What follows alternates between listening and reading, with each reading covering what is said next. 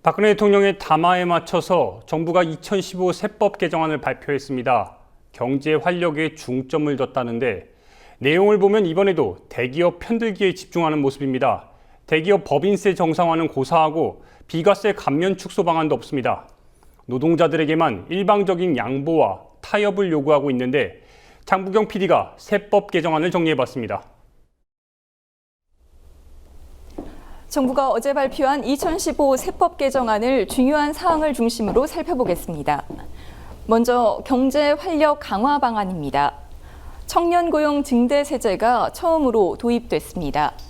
전년보다 청년 정규직 근로자 수가 증가한 기업에 대해 증가한 직원 1명당 500만 원씩 법인세를 깎아주는 제도입니다.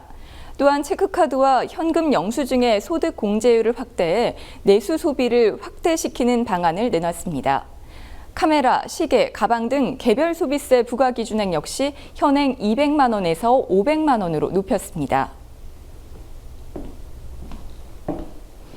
다음은 공평과세 방안입니다.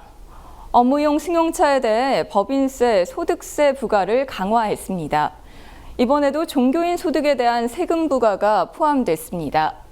종교인의 소득을 종교소득으로 명시하고 소득 수준에 따라 경비 인정을 차별화하겠다는 내용입니다. 종교인과세는 현 정권 들어 지속적으로 추진됐습니다.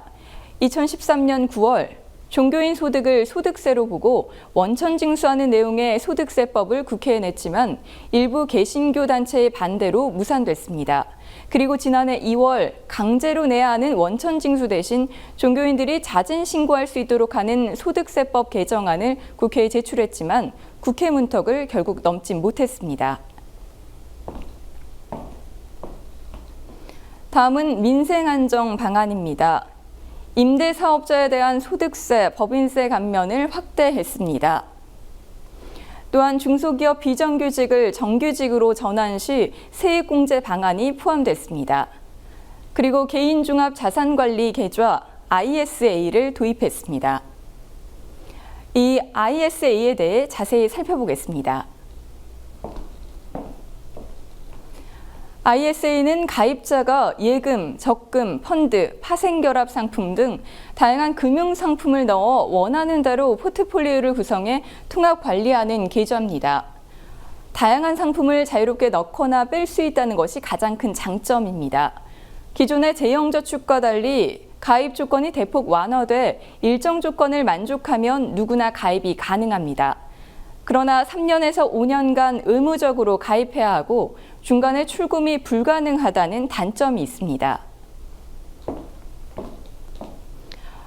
예를 들어 보겠습니다.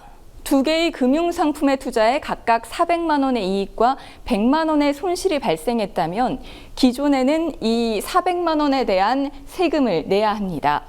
각각 그 다른 바구니에 들어있다고 볼 수 있습니다.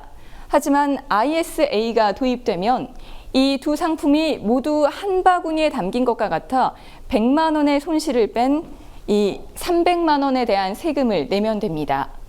그런데 여기서 다시 비과세 200만 원이 적용돼 결국 100만 원에 대한 세금만 부과되는 것입니다. 대기업이 세금을 더 내도록 하는 방향으로 세법 개정을 추진하겠다.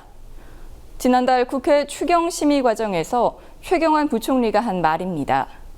하지만 이번에도 기업들의 실질 세부담 정도를 보여주는 지표인 법인세 실효세율은 그대로였습니다.